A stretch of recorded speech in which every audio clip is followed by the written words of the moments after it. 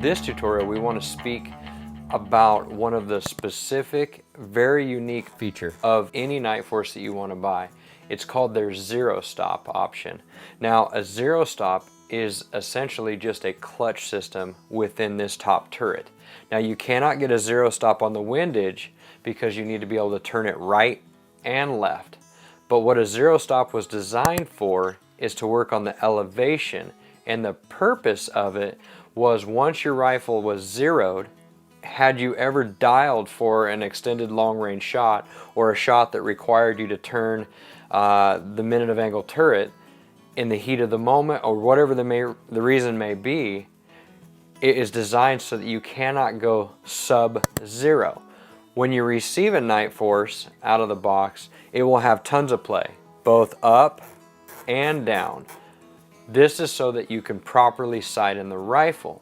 But once the rifle is sighted in, there's a Zerostop that I'm going to show you here in a second that will create a stop that you're going to set at dead zero. So then you'll only ever be able to turn the turret up. We're going to go ahead and pull the cover off of this scope, and I'm going to show you how the clutch assembly works, and I'm going to show you how to use it. It's very simple, so let me take a minute and show you. You just simply take the provided wrench. You've got one screw on zero and one on the opposite side. You just loosen these up, slide the dust cover off.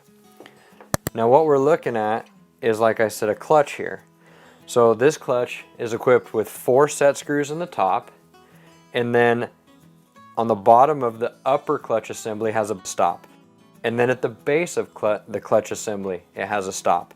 So what we're going to do is assume that we were on zero. So you can turn this however you want, but let's assume that we were on zero.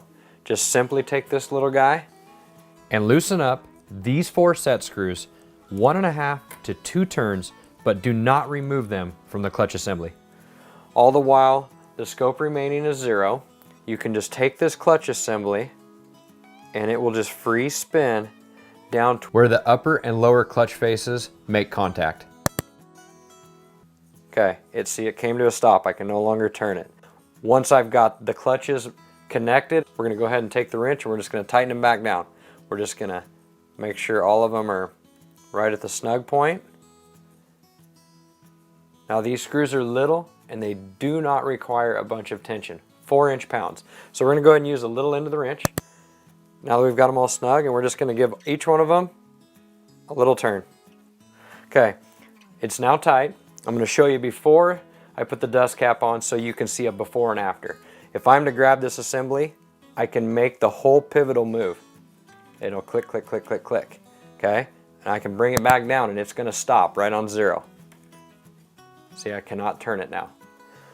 Then, the important part is to take the dust cap, which has the zero. The scope body is equipped with a hash mark that indicates a dead true zero. Let's go ahead and match these two up. Once I've got them matched up, let's just tighten the dust cap screws right back down. With those tight, I'll show you how we can only go up and we cannot go sub-zero. We can go up. We can go up as far as we want to go. But when we're come down, it will stop. And it's set at a true dead zero on this side. This is the reason and the sole purpose of a Zerostop. It was a great innovation by Nightforce.